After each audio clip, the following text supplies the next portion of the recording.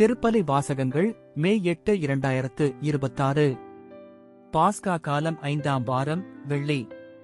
முதல் வாசகம் திருத்தூதர் பணிகள் நூலிலிருந்து வாசகம்.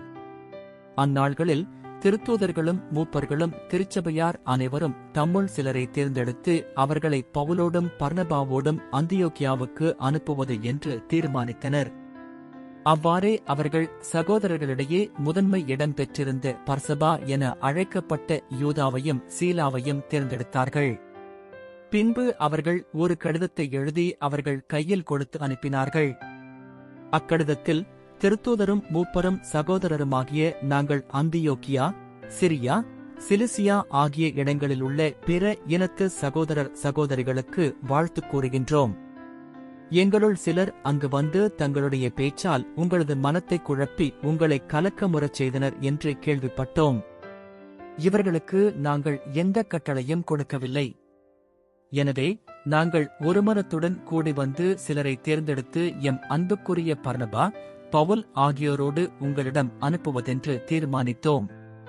இவர்கள் இருவரும் நம் ஆண்டவர் இயேசு கிறிஸ்துவுக்காக தங்கள் உயிரையும் கொடுக்க துணிந்தவர்கள். எனவே நாங்கள் யூதாவையும் சீலாவையும் உங்களிடம் அனுப்புகிறோம். அவர்கள் நாங்கள் எழுதுகிற இவற்றை தங்கள் வாய்மொழி மூலம் உங்களுக்கு அறிவிப்பார்கள். இன்றியமையாதவற்றைத் தவிர அதிகமான வேறு எந்தச் சுமையையும் உங்கள் மேல் சுமத்தக்கூடாது என்று தூய ஆவியாரும் நாங்களும் தீர்மானித்தோம். சிலைகளுக்கு படைக்கப்பட்டவை, இரத்தம், கழுத்து நெரிக்கப்பட்டு செத்தவை மற்றும் பரத்தைமை ஆகியவற்றை நீங்கள் தவிர்த்து உங்களை காத்துக்கொள்வது நல்லது. வாழ்த்துகள் என்று எழுதியிருந்தார்கள். யூதாவும் சீலாவும் விடை பெற்று அந்தியோக்கியா வந்தனர். அங்கு மக்களைக் கூட்டிக் கடிதத்தை கொடுத்தனர். அதை வாசித்ததும் அவர்கள் ஊக்கமடைந்து மகிழ்ச்சியுற்றார்கள். ஆண்டவரின் அருள்வாக்கு. இறைவா உமக்கு நன்றி. பதிலுரை பாடல். பல்லவி. என் தலைவரே, மக்களினங்களிடையே உமக்கு நன்றி செலுத்துவேன். என் உள்ளம் உறுதியாயிருக்கின்றது கடவுளே. என் உள்ளம் உறுதியாயிருக்கின்றது, நான் பாடுவேன், உம்மை புகழ்ந்து பாடுவேன். என் நெஞ்சே, விழித்தெழு. வீணையே, யாழே, விழித்தெழுங்கள். வைகரையை நான் விழித்தெழச் செய்வேன். பல்லவி. என் தலைவரே, மக்களினங்களிடையே உமக்கு நன்றி செலுத்துவேன்.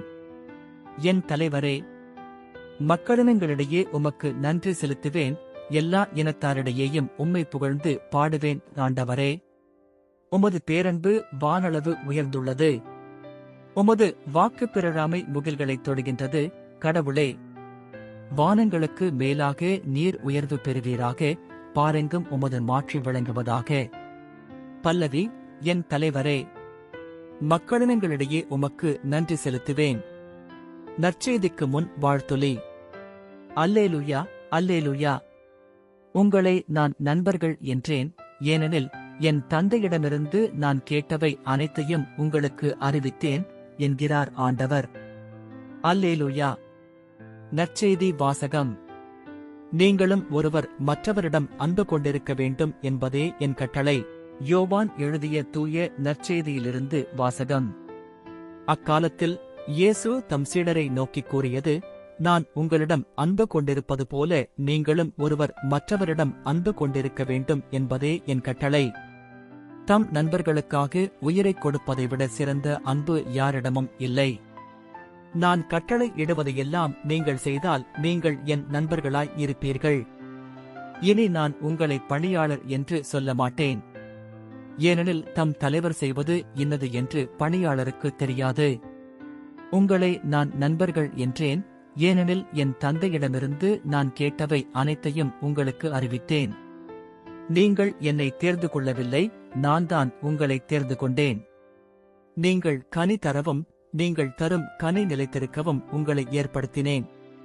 ஆகவே நீங்கள் என் பெயரால் தந்தையிடம் கேட்பதையெல்லாம் அவர் உங்களுக்கு கொடுப்பார்.